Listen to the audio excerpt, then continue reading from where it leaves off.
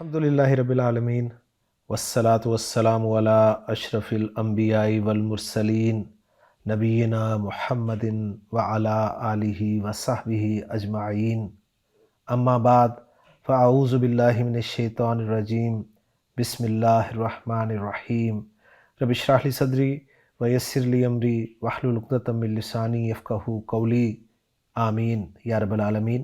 لسان القرآن کورس کے اکثر طلباء و طالبات کو یہ شکایت رہتی ہے کہ لسان القرآن کورس کے درمیان پڑھائے گئے قواعد تو انہیں یاد ہو جاتے ہیں، سمجھ بھی آ جاتے ہیں، اور وہ چھوٹی چھوٹی ایگزامپلس پر ان قواعد کو اپلائی بھی کر لیتے ہیں، لیکن قرآن مجید میں بڑی آیات پر جب وہ ان قواعد کو لاگو کرنا چاہتے ہیں تو انہیں مشکل پیش آتی ہے۔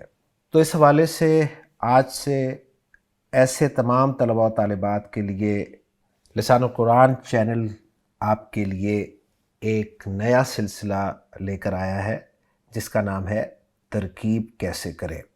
انشاءاللہ تعالیٰ اس پروگرام میں میں آپ کو وہ تمام ٹپس، وہ تمام قواعد بتاؤں گا جو انشاءاللہ تعالیٰ آپ کو قرآن مجید کی آیات پر منطبق کرنے میں مدد ملے گی انشاءاللہ تعالیٰ۔ تو شروع کرتے ہیں بغیر مزید وقت لگائے اپنا نیا سلسلہ ترکیب کیسے کریں، اور دعا مانگ لیتے ہیں اللہ تعالیٰ سے کہ اللہ تعالیٰ ہمارے اس سلسلے کو بھی آسان فرمائے، اس میں کوئی مشکل پیش نہ آئے اور اسے خیریت کے ساتھ مکمل فرمائے۔ تو دعا میں آپ کے سامنے پڑھتا ہوں کہ ربی یسر ولا تعسر وتمم بالخیر۔ اپنے اس پروگرام کا آغاز ہم کریں گے بسم اللہ الرحمن الرحیم کی ترکیب کے ساتھ۔ وجہ اس کی یہ ہے کہ اللہ کے رسول صلی اللہ علیہ وآلہ وسلم کا ایک فرمان ہمیں ملتا ہے جس میں آپ نے فرمایا کل امر ذی بال لم یبدأ ببسم اللہ فہو اقطع۔ ہر وہ شاندار کام جس کی ابتدا بسم اللہ سے نہ کی جائے وہ دھم کٹا یعنی بے برکت ہوتا ہے۔ تو آج کے لیکچر میں ہم انشاءاللہ تعالی بسم اللہ الرحمن الرحیم کی ترکیب کریں گے۔ بسم اللہ الرحمن الرحیم کی ترکیب کرنے کے لیے سب سے پہلے ہم بسم اللہ الرحمن الرحیم کے الفاظ کو الگ الگ کریں گے۔ الفاظ کو الگ الگ کرنے کا کرائیٹیریا کیا ہوگا؟ ہم الفاظ کو الگ الگ کریں گے کلمہ کی اقسام، اسم، فعل اور حرف کی بنا پر۔ تو آپ جیسا اسکرین پہ دیکھ رہے ہیں کہ میں نے بسم اللہ الرحمن الرحیم کے الفاظ کو الگ الگ کر دیا ہے، اور یہ الگ الگ الفاظ تعداد میں بنے ہیں 5۔ پہلا لفظ ہے با، دوسرا لفظ ہے اسم جو کہ آپ کو سین اور میم کے طور پہ لکھا ہوا نظر آ رہا ہے۔ تیسرا لفظ اسم جلالہ اللہ تعالیٰ کا ذاتی نام ہے، اور چوتھا لفظ ہے الرحمن، اور پانچواں لفظ ہے الرحیم۔ اب ان تمام الفاظ کو میں آپ کے سامنے نیچے دوبارہ دکھا رہا ہوں کہ اصل میں یہ کس طرح تھے۔ تو با اسی طرح تھا، اسم میں نے حمزہ شروع میں ڈال دیا اور اس کے نیچے زیر لگا دی ہے۔ اسم جلالہ میں بھی آپ نے الف لکھا ہوا تو دیکھا تھا لیکن اس پہ زبر حرکت نہیں تھی، وہ میں نے ڈال دی ہے۔ اسی طرح الرحمن میں زبر حرکت نہیں دیکھی تھی، وہ میں نے ڈال دی ہے، اور الرحیم میں بھی الف کے اوپر میں نے حرکت ڈال دی ہے۔ ان الفاظ میں پہلا لفظ با جو ہے یہ حرف ہے، اور اگلا لفظ اسم ہے، اس کے بعد اللہ اسم ہے، الرحمن اسم ہے، اور الرحیم اسم ہے۔ گویا بسم اللہ الرحمن الرحیم میں آپ کے سامنے جو 5 الفاظ آئے ہیں ان میں صرف ایک حرف ہے اور باقی 4 جو ہیں وہ اسما ہیں۔ فعل کوئی استعمال نہیں ہوا۔ اب یہ حرف کون سا ہے اور اسم جو ہے وہ اگر کوئی مشتق ہے تو اس کو بھی ہم مینشن ضرور کریں گے، کیونکہ اسماء مشتقہ کے حوالے سے کچھ چیزیں ہم نے انشاءاللہ تعالی اس سیریز میں سیکھنی ہے۔ تو جو با حرف ہے یہ حرف جر ہے، اور حرف جر کون سا حرف ہوتا ہے؟ یہ وہ حرف ہوتا ہے جو اسم سے پہلے آتا ہے، جو اسم سے پہلے آتا ہے اور اسم کو مجرور کر دیتا ہے۔ تو حرف جر کے حوالے سے ساری باتیں آپ کے ذہن میں ہونی چاہیے کہ حروف جارہ جو ہم نے لسان القرآن کورس میں پڑھے تھے وہ کتنے تھے اور کل حروف جارہ جو ہیں وہ کتنے ہیں۔ اچھا، اس کے بعد اگلا جو لفظ ہے جسے ہم نے اسم قرار دیا ہے، یہ اسم ہے۔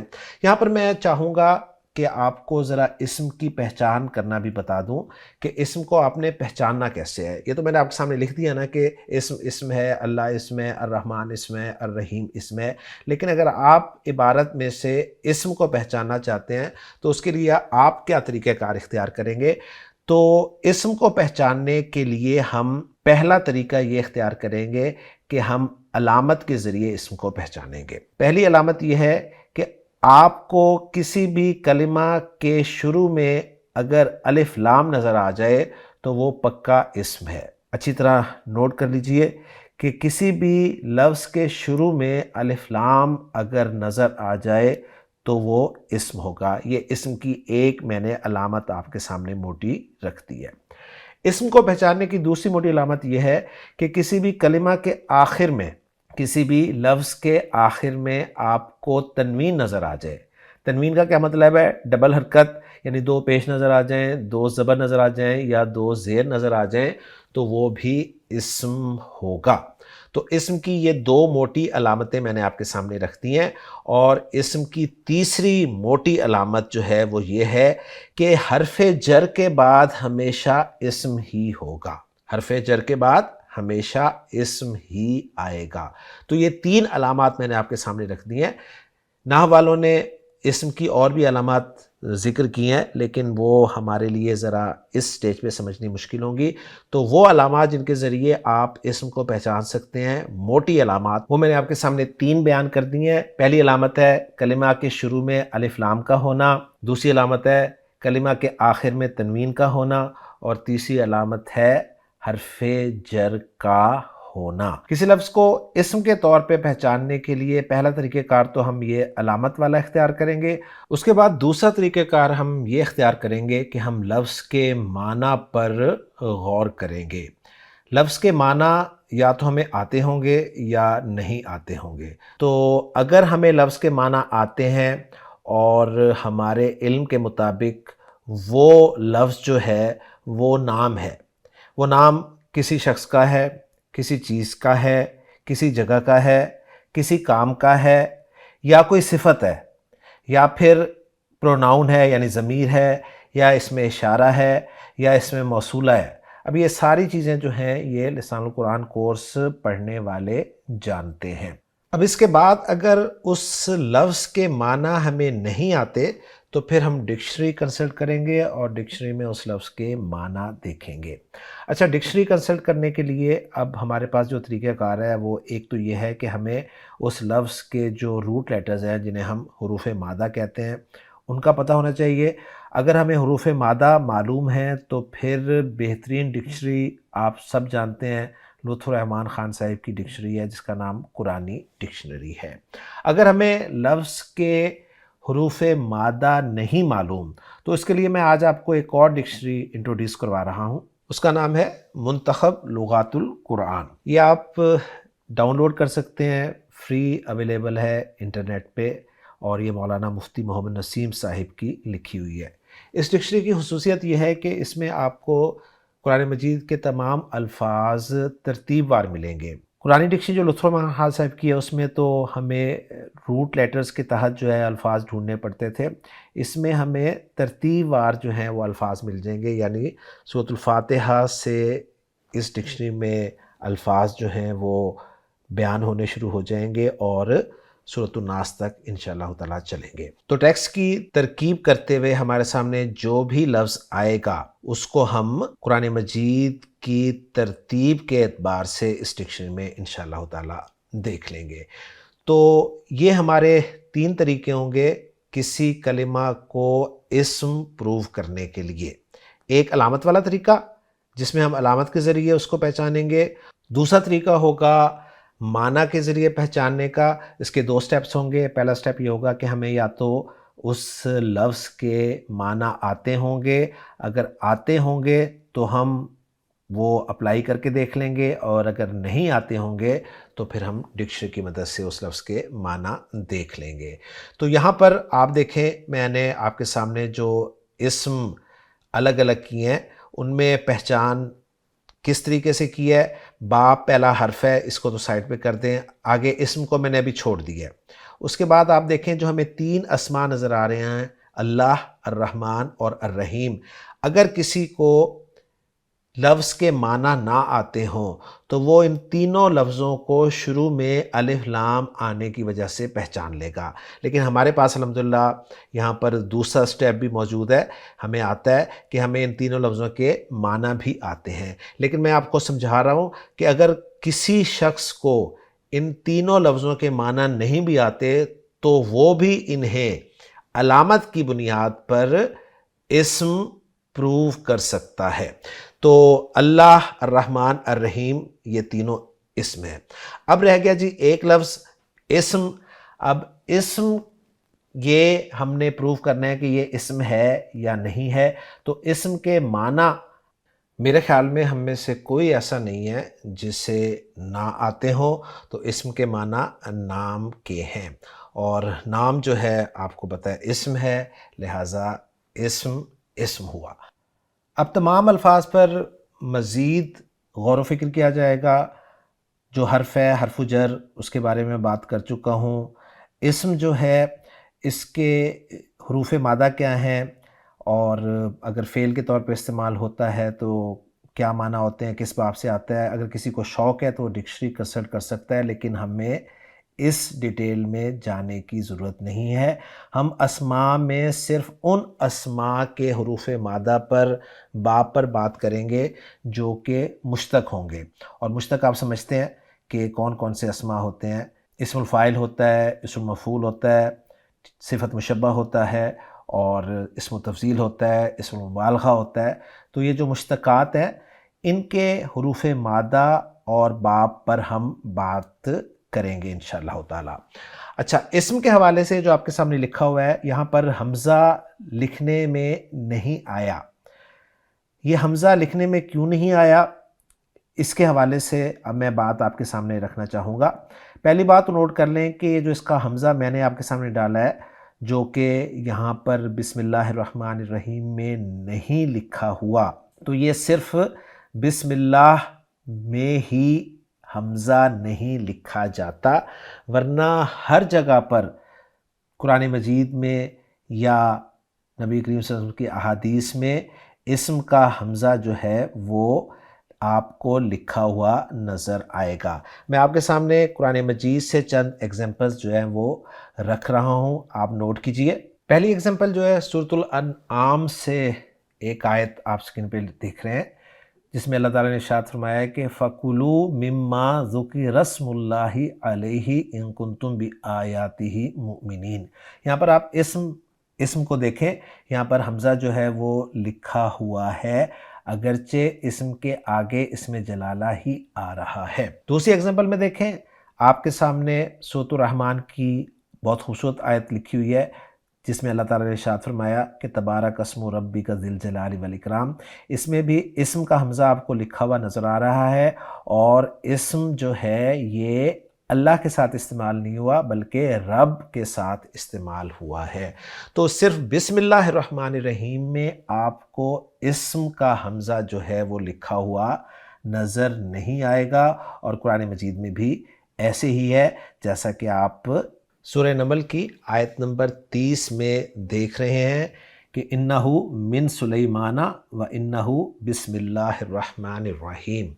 اب اس کے نیچے جو ٹیکسٹ لکھا ہوا ہے نوٹ کر لیجئے کہ نیچے والا ٹیکسٹ جو ہے یہ پراپر رسم عثمانی میں ٹیکسٹ آپ کے سامنے موجود ہے، تو یہ بھی فرق انشاءاللہ تعالی آپ کے سامنے کبھی رکھ دوں گا، آپ کو واضح فرق نظر آئے گا لفظ سلیمان کے حوالے سے، کہ عام عربی میں سلیمان کو الف کے ساتھ لکھا گیا ہے، جبکہ رسم عثمانی میں سلیمان جو ہے وہ میم کے بعد آپ کو ایک کھڑی زبر نظر آ رہی ہے۔ لیکن اس وقت میرا یہ موضوع نہیں ہے، اس پہ انشاءاللہ تعالیٰ پھر کبھی بات کی جائے گی۔ اب لفظ اسم کے حوالے سے دوسری بات جو ہے وہ نوٹ کر لیں، جو کہ بہت اہم ہے، کہ اسم کا حمزہ جو ہے یہ حمزۃ الوصل ہوتا ہے۔ حمزۃ الوصل کسے کہتے ہیں؟ آپ سب جانتے ہیں کہ حمزۃ الوصل اس حمزہ کو کہا جاتا ہے کہ جس پر کوئی نہ کوئی حرکت تو ضرور آتی ہے، زبر بھی آ سکتی ہے، زیر بھی آ سکتی ہے، پیش بھی آ سکتی ہے، اور جس لفظ کا حمزہ حمزۃ الوصل ہوتا ہے، اور نوٹ کر لیجئے گا کہ حمزۃ الوصل ہمیشہ شروع میں ہی آتا ہے، یہ اچھی طرح نوٹ کر لیجئے گا۔ جس لفظ کا حمزہ حمزۃ الوصل ہوتا ہے، جب اس لفظ کو علیحدہ سے پڑھا جاتا ہے تو اس حمزہ کی حرکت بھی پڑھی جاتی ہے، چاہے وہ زبر ہو، چاہے زیر ہو، چاہے پیش ہو۔ لیکن حمزۃ الوصل والے لفظ کو جب ما قبل سے ملا کر پڑھا جاتا ہے تو وہ حمزۃ الوصل جو ہے اس کی حرکت پڑھی نہیں جاتی، بلکہ وہ حمزۃ الوصل الف کی صورت میں لکھا رہ جاتا ہے، جیسا میں نے آپ کو قرآن مجید کی مختلف آیات میں دکھایا۔ لیکن بسم اللہ الرحمن الرحیم میں وہ حمزۃ الوصل جو ہے وہ لکھنے میں بھی نہیں آیا، یہ اصل پوائنٹ تھا، ذہن میں رکھیے گا۔ تو حمزۃ الوصل کا حمزہ جو ہے یہ پڑھنے میں نہیں آتا، کب؟ جب اسے پیچھے سے یعنی ما قبل سے ہم ملا کر پڑھتے ہیں۔ اب یہاں پر سوال پیدا ہوگا کہ کون کون سے الفاظ ایسے ہیں جن کا حمزہ جو ہے وہ حمزۃ الوصل ہوتا ہے؟ کیا حمزۃ الوصل جو ہے یہ کلمہ کی جو 3 اقسام ہیں، اسم، فعل اور حرف، ان سب میں پایا جاتا ہے یا کسی میں نہیں پایا جاتا؟ اور اگر سب میں پایا جاتا ہے تو وہ کون کون سی کیٹیگریز ہیں، اسم کی، فعل کی یا حرف کی، جس کا حمزہ جو ہے وہ حمزۃ الوصل ہوتا ہے؟ تو میں آپ کے سامنے اسم، فعل اور حرف کی وہ کیٹیگریز اب رکھنے لگا ہوں جہاں پر حمزہ جو ہے حمزۃ الوصل ہوتا ہے۔ تو سب سے پہلے ہم دیکھیں گے جی حرف کی کیٹیگری میں کہ کون کون سے حروف ہیں جن کا حمزہ جو ہے حمزۃ الوصل ہوتا ہے۔ تو نوٹ کر لیں کہ حروف میں صرف لام تعریف کا حمزہ جو ہے وہ حمزۃ الوصل ہوتا ہے، اس کے علاوہ باقی جتنے بھی حروف ہیں ان کا حمزہ جو ہے وہ حمزۃ الوصل نہیں ہوتا۔ یعنی ان حروف کو جب ما قبل آپ ملا کر پڑھیں گے تو ان حروف کے حمزہ کی حرکت کو آپ پروناؤنس کریں گے۔ اس کی میں ایک چھوٹی سی ایگزامپل آپ کے سامنے رکھ دیتا ہوں۔ مثلا انا جو ہے یہ ایک حرف ہے اور اس کا حمزہ جو ہے یہ حمزۃ الوصل نہیں ہے، اس لیے جب آپ ما قبل ملا کر پڑھیں گے انا کو تو انا کا حمزہ جو ہے اس کی حرکت کو آپ پروناؤنس کریں گے۔ تو حروف میں سے صرف لام تعریف حرف واحد حرف ہے جس کا حمزہ حمزۃ الوصل ہوتا ہے۔ اب ہم دیکھیں گے کہ اسم میں کون کون سی کیٹیگریز ہیں جہاں پر حمزہ جو ہے وہ حمزۃ الوصل ہوتا ہے۔ تو اس میں پہلی بھی کیٹیگری ہے اسماء مصادر کا حمزہ۔ اسماء مصادر سے مراد وہ اسماء ہیں جو مصادر ہیں۔ کل 7 ابواب ایسے ہیں جن کے مصادر کا حمزہ حمزہ وصل ہوتا ہے۔ اسکرین پہ آپ دیکھ رہے ہیں، پہلا باب ہے باب افتعال۔ تو افتعال چونکہ مصدر بھی ہے تو افتعال کا حمزہ حمزۃ الوصل ہے، انفعال کا حمزہ حمزۃ الوصل ہے، استفعال کا حمزہ حمزۃ الوصل ہے، افعلال کا حمزہ حمزۃ الوصل ہے، اور افعیلال کا حمزہ حمزۃ الوصل ہے۔ اور یہ میں نے وہ باب آپ کے سامنے ذکر کیے ہیں جو قرآن مجید میں استعمال ہوئے ہیں۔ یہ 5 جو ابواب ہیں یہ وہ ابواب ہیں جو ثلاثی مزید فی ابواب سے تعلق رکھتے ہیں، جبکہ ایک اکلوتا باب جو آپ کو نظر آ رہا ہے باب افعلال، یہ رباعی مزید فی کا باب ہے جو قرآن مجید میں استعمال ہوا ہے۔ تو کل 7 ابواب ہیں جن کے مصادر کا حمزہ حمزۃ الوصل ہوتا ہے، لیکن آپ کے سامنے یہاں پر لکھے گئے ہیں 6، اور 6 اس لیے لکھے گئے ہیں کہ قرآن مجید میں ان 6 ابواب سے افعال استعمال ہوئے ہیں۔ تو یہ تھی جی کیٹیگری اسماء مصادر کا حمزہ، اور اب دوسری اسم کی کیٹیگری ہے اسماء غیر مصادر کا حمزہ، یعنی وہ اسماء جو کہ مصادر نہیں ہیں۔ ان میں پہلا لفظ جو ہے وہ ہے اسم، تو گویا اسم کا حمزہ حمزۃ الوصل ہے۔ اسم کے حمزہ وصل ہونے کی ایگزامپلز میں آپ کو دکھا چکا ہوں۔ دوسرا لفظ جو ہے یا دوسرا اسم جو ہے وہ ہے ابن، اور ابن بھی قرآن مجید میں استعمال ہوا ہے اور اس کی ایگزامپلز میں آپ کو اب اسکرین پہ دکھاتا ہوں۔ ایک ایگزامپل آپ دیکھ لیں سورہ آل عمران سے، میں نے آپ کے سامنے اسکرین پہ رکھی ہے۔ اس میں آپ دیکھیں اللہ تعالیٰ نے ارشاد فرمایا وَإِذْ قَالَتِ الْمَلَائِكَةُ يَا مَرْيَمُ إِنَّ اللَّهَ يُبَشِّرُكِ بِكَلِمَةٍ مِّنْهُ اسْمُهُ الْمَسِيحُ عِيسَى ابْنُ مَرْيَمَ وجیہن فی الدنیا والآخرۃ ومن المقربین۔ تو یہاں پر ابن کا لفظ آپ دیکھیں استعمال ہوا ہے، اور ابن کا حمزہ جو ہے اس پہ آپ کو کوئی حرکت لکھی نظر نہیں آ رہی، اس پہ ویسے زیر ہوتی ہے، لیکن چونکہ اس کا حمزہ حمزۃ الوصل ہے لہٰذا عیسیٰ لفظ کے ساتھ جب اس کو ملا کر پڑھا جا رہا ہے تو عیسی ابن مریم کہا جا رہا ہے۔ تو یہ ایگزامپل ہوگی جی ابن کی۔ اس کے بعد تیسرا لفظ جس کا حمزہ حمزۃ الوصل ہے وہ ہے ابنہ، یعنی ابن کی مؤنث۔ ابنہ کا لفظ جو ہے یہ بھی قرآن مجید میں استعمال ہوا ہے، لیکن قرآن مجید میں ابنہ کا لفظ جو ہے وہ گول تا کے ساتھ نہیں بلکہ لمبی تا کے ساتھ استعمال ہوا ہے، جیسا کہ آپ سورۃ التحریم کی آیت میں دیکھ رہے ہیں۔ تو یہاں پر آپ دیکھیں وَمَرْيَمَ ابْنَتَ، تو یہ ابنتا ہی ہے جو کہ آپ کو لمبی تا کے ساتھ قرآن مجید میں نظر آ رہا ہے، اور یہ قرآن مجید کا اپنا رسوم الخط ہے، ذہن میں رکھیے گا، جبکہ عام عربی میں ابنہ کو گول تا کے ساتھ لکھا جاتا ہے۔ چوتھا لفظ جو ہے وہ ہے اثنانی، جو کہ دو کے لیے استعمال ہوتا ہے، یعنی عدد دو کے لیے استعمال ہوتا ہے۔ عربی زبان میں ایک عدد کے لیے لفظ استعمال ہوتا ہے واحد مذکر کے لیے، اور واحدہ مؤنث ایک کے لیے، جبکہ دو مذکر کے لیے عربی زبان میں لفظ استعمال ہوتا ہے اثنانی، جس کی منصوب اور مجرور فارم جو ہے وہ ہے اثنینی۔ تو اثنانی اور اثنینی اس کو ہم ایک ہی کنسیڈر کر رہے ہیں، اس لیے کہ اثنانی مرفوع فارم ہے اور اثنینی جو ہے یہ منصوب اور مجرور فارم ہے۔ قرآن مجید میں اثنانی بھی استعمال ہوا ہے اور اثنینی بھی استعمال ہوا ہے، جیسا کہ آپ سکرین پہ دیکھ رہے ہیں۔ اثنانی کے لیے میں نے سورۃ المائدہ کی آیت آپ کے سامنے رکھی ہے، جس میں آپ کو اثنانی لفظ نظر آ رہا ہے، اور اس کا حمزہ جو ہے وہ آپ واضح طور پہ دیکھ سکتے ہیں کہ حمزۃ الوصل ہی ہے۔ اور نیچے سورۃ الانعام کی آیت میں اثنینی کا لفظ 2 مرتبہ استعمال ہوا ہے، اور یہاں بھی آپ دیکھ لیں کہ اس کا حمزہ جو ہے وہ حمزہ وصل کے طور پر آپ کو نظر آ رہا ہے۔ اس کے بعد اگلا لفظ جو ہے وہ اثنانی کا مؤنث ہے، یعنی اثنتانی، اور اثنتانی مرفوع فارم ہے جس کی منصوب اور مجرور فارم ہے اثنتینی۔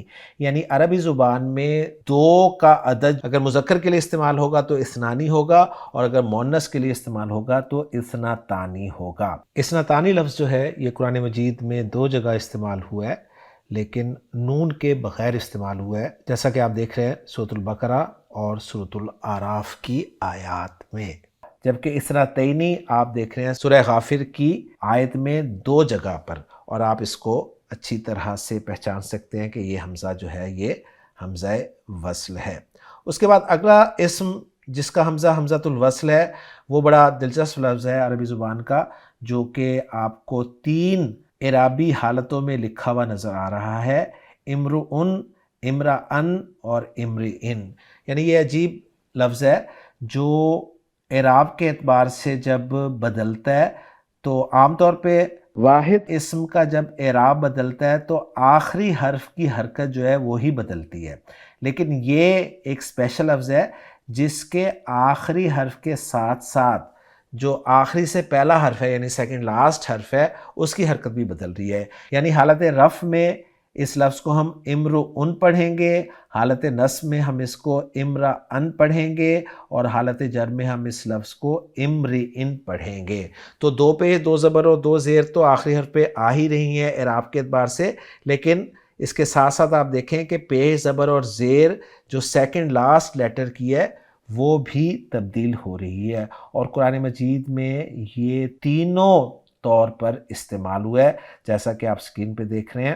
سورۃ النساء کی آیت میں آپ کو امرؤن نظر آ رہا ہے مرفوع فارم میں، اور یہاں پر آپ چیک کر لیں اس کا حمزہ جو ہے وہ بغیر حرکت کے ہے، اور پیچھے ان کے ساتھ ملا کر انمرؤن پڑھا جا رہا ہے۔ سورہ مریم میں آپ دیکھیں یہ منصوب فارم میں استعمال ہوا ہے، امرأ کے طور پہ یعنی مضاف کے طور پہ یہ استعمال ہوا ہے، اور پیچھے سے ملا کر اسے جب ہم پڑھیں گے تو ابو کمرأ سوء پڑھیں گے۔ اور نیچے تیسری ایگزامپل میں آپ دیکھیں سورۃ النور سے میں نے ایگزامپل آپ کے سامنے رکھی ہے، اس میں امرئن استعمال ہوا ہے، اور پیچھے سے ملا کر جب پڑھیں گے تو یہ لکل امرئن کے طور پر پڑھا جائے گا۔ تو میں نے آپ کے سامنے تینوں ایگزامپل جو ہیں وہ رکھ دی ہیں۔ اس کے بعد آخری لفظ، آخری اسم جس کا حمزہ حمزۃ الوصل ہے، اور یہ میں اسم کی کیٹیگری کی بات کر رہا ہوں ذہن میں رکھیے گا، وہ ہے امرأہ کا لفظ۔ امرأہ جو ہے یہ امرؤن کی مؤنث کے طور پہ استعمال ہوتا ہے، اور یہ بھی قرآن مجید میں استعمال ہوا ہے، اور اس کے لیے میں نے آپ کے سامنے قرآن مجید کی آیت جو ہے وہ رکھی ہے، سورۃ النساء اور سورۃ النمل کی آیت. یعنی پہلی آیت میں سورۃ النساء میں امرأتن مرفوع فارم میں استعمال ہوا ہے، اور نیچے سورۃ النمل میں یہ امرأتن منصوب فارم میں استعمال ہوا ہے. تو الحمدللہ میں نے بہت تفصیل کے ساتھ آپ کے سامنے یہ ساری چیزیں رکھ دی ہیں. تو حرف اور اسماء کیٹیگریز مکمل ہو گئی. اب ہم دیکھیں گے کہ کیا کسی فعل کا حمزہ جو ہے وہ بھی حمزۃ الوصل ہوتا ہے. تو نوٹ کر لیں کہ بالکل فعل کا حمزہ بھی حمزۃ الوصل ہوتا ہے، اور اس میں پہلی کیٹیگری ہے فعل امر حاضر کا حمزہ. یعنی جب آپ فعل امر بناتے ہیں تو فعل امر کے سٹیپس جب اپلائی کیے جاتے ہیں تو جب لفظ نہیں پڑھا جا رہا ہوتا تو ہم اس کو پڑھنے کے لیے شروع میں حمزۃ الوصل لے کر آتے ہیں، زیر حرکت کے ساتھ یا پیش حرکت کے ساتھ. تو فعل امر حاضر کا حمزہ جو ہے وہ حمزۃ الوصل ہوتا ہے. اور اس کے علاوہ یہ جو میں نے آپ کے سامنے مصادر ذکر کی ہیں 6 ابواب کے، ان تمام مصادر سے جو ماضی کا فعل بنتا ہے نا، فعل ماضی کی گردان جب کی جاتی ہے، مضارع کی نہیں، فعل ماضی کی، تو فعل ماضی کی گردان کرتے ہوئے ظاہر بات ہے شروع میں حمزہ آئے گا، اور وہ حمزہ بھی حمزۃ الوصل ہی ہوتا ہے. جیسے میں آپ کے سامنے اگزامپل رکھتا ہوں، افتعال میں نے آپ کے سامنے پہلا مصدر جو ہے وہ ذکر کیا ہے. تو افتعال سے جب میں ماضی کی گردان کروں گا نا تو پہلا صیغہ بنے گا افتعلا، اور یہی افتعلا میں جو شروع کا حمزہ ہے نا یہ اینڈ تک چلے گا. سنیے گا غور سے، افتعلا، افتعلا، افتعلو، افتعلت، افتعلتا، افتعلنا، افتعلتا، افتعلتما، افتعلتم، افتعلتی، افتعلتما، افتعلتنا، افتعلتو، افتعلنا. تو پوری گردان میں جو حمزہ آپ کو نظر آ رہا ہے نا، ماضی کی گردان میں بات کر رہا ہوں، یہ حمزہ بھی حمزۃ الوصل ہوگا. اس طرح باقی ابواب پر آپ قیاس کر سکتے ہیں. جبکہ مضارع میں جو ہے وہ ذہن میں رکھیے گا کہ مضارع میں آنے والا حمزہ جو ہے وہ حمزہ وصل نہیں ہوگا. یعنی آپ واحد متکلم کا صیغہ دیکھتے ہیں نا، اس میں بھی حمزہ آتا ہے تو وہ حمزہ وصل نہ سمجھ لیں کہیں. تو اب حمزہ وصل کا پورا ٹاپک الحمدللہ ہمارے اس لیکچر کی برکت سے پورا ہو گیا کہ اسم، فعل اور حرف کیٹیگریز میں کون کون سی کیٹیگری جو ہے اس کا حمزہ حمزۃ الوصل ہوتا ہے. اب ہم چلتے ہیں ان الفاظ کو جو ہم نے الگ الگ کیے ہیں کلرز دینے کے حوالے سے. اعراب القرآن سلسلے میں ہم نے تمام کیٹیگریز کو الگ الگ کلر دیا ہے، اور وہ کلر ہم نے فکس کر دیا ہے. اور جو ہمارے طلباء و طالبات اعراب القرآن کے لیکچرز لے رہے ہیں وہ جانتے ہیں کہ ہم نے حرف کو ریڈ کلر دیا ہے، اسم کو ہم نے بلو کلر دیا ہے، اور فعل کو ہم نے گرین کلر دیا ہے. اور پھر ضمائر میں ہم نے ضمائر ہر طرح کی ضمیر کو الگ کلر دینے کی کوشش کی ہے. تو وہ انشاءاللہ تعالیٰ میں آپ کے ساتھ دوبارہ شیئر کر دوں گا جیسے ہی ضمائر ہمارے سامنے آئیں گے. لیکن اس وقت ہمارے سامنے صرف حرف اور اسم ہے، تو 2 کلرز ہی آپ کو نظر آئیں گے. آپ دیکھ رہے ہیں با کو جو ہے وہ ریڈ کلر دیا گیا ہے، اور باقی جو 4 اسماء ہیں ان چاروں اسماء کو بلو کلر دیا گیا ہے. اب ان 4 اسماء میں نوٹ کر لیجئے گا کہ اس میں جلالہ جو ہے اللہ، یہ اللہ تعالیٰ کا ذاتی نام ہے، اور الرحمن اور الرحیم جو ہیں یہ صفت کے صیغے، یہ صفت ہیں. اور الرحمن اور الرحیم یہ مشتق ہیں، صفت ہیں. اور الرحمن اور الرحیم یہ مشتق ہیں، لہٰذا ان کے مادے پر اور ان کے باب پر ہم بات کریں گے ضرور. تو الرحمن اور الرحیم ان دونوں لفظوں کے جو حروف مادہ ہیں وہ را، ہا، میم ہیں. خان صاحب نے را، ہا، میم کو باب سین سے ذکر کیا ہے. رحمہ، یرحمو، رحمتن اور مرحمتن 2 مصادر انہوں نے ذکر کیے ہیں. معنی اس کے انہوں نے لکھے ہیں مہربانی اور شفقت کرنا، رحم دلی کرنا. اور مزید اس فعل کے بارے میں بتا رہے ہیں کہ اس کا مفعول بنفسی ہی آتا ہے، یعنی وداؤٹ پریپوزیشن استعمال ہوتا ہے. باقی ڈیٹیل آپ کے سامنے آ رہی ہے. خان صاحب نے پوری تفصیل کے ساتھ رحمتن، ارحم، راحم، ارحم، رحیم جس کی جمع رحماء اور الرحمن ذکر کیے ہیں۔ اس میں ہمارے زیر مطالعہ 2 اسما ہیں، ایک ہے رحیم اور ایک ہے الرحمن، تو اس کے حوالے سے میں انفارمیشن آپ کے ساتھ جو ہے وہ شیئر کر دیتا ہوں۔ خان صاحب نے لکھا ہے کہ رحیم جو ہے یہ فعیل کے وزن پہ صفت ہے اور اسم الفاعل کے معنی میں ہے، اور اس کے معنی انہوں نے لکھے ہیں ہمیشہ ہمیش رحم کرنے والا، جبکہ الرحمن اس کے بارے میں وہ لکھ رہے ہیں کہ مبالغہ ہے، انتہائی رحمت والا۔ اور ایک رائے یہ بھی ہے کہ رحیم بھی مبالغے کا ہی صیغہ ہے۔ الفاظ پہ بات الحمدللہ ہماری مکمل ہو گئی ہے، اب ہم چلتے ہیں ترکیب کی طرف۔ ترکیب کریں گے تو ہمارا لیکچر جو ہے وہ طویل ہو جائے گا، لمبا ہو جائے گا اور اسٹوڈنٹس کے لیے مشکل ہو جائے گا، تو ہم اپنے پہلے لیکچر کو یہیں پر ختم کرتے ہیں۔ انشاءاللہ تعالی ترکیب سلسلے کے دوسرے لیکچر میں انشاءاللہ تعالی ہم بسم اللہ الرحمن الرحیم کی ترکیب کریں گے۔ امید کرتا ہوں کہ آپ کو یہ چیزیں جو ہیں وہ پسند آئی ہوں گی، اور اگر اس سلسلے میں آپ مزید کوئی مشورہ دینا چاہتے ہیں یا کوئی اور بات کرنا چاہتے ہیں تو آپ کومنٹس میں ذکر کر سکتے ہیں، اور اگر آپ کو یہ سلسلہ پسند آیا ہو تو اس لیکچر کو آپ لائک بھی کریں اور دوسرے لوگوں تک بھی پہنچائیں، تاکہ زیادہ سے زیادہ لوگ جو ہیں وہ قرآن مجید کی آسان طریقے سے ترکیب کرنا سیکھ سکیں۔ تو انشاءاللہ تعالی اگلے لیکچر میں ہم بسم اللہ الرحمن الرحیم کی باقاعدہ ترکیب کریں گے۔ اجازت چاہوں گا آپ سے۔ سبحانک اللہم و بحمدک، اشہد ان لا الہ الا انت، استغفرک و اتوب الیک۔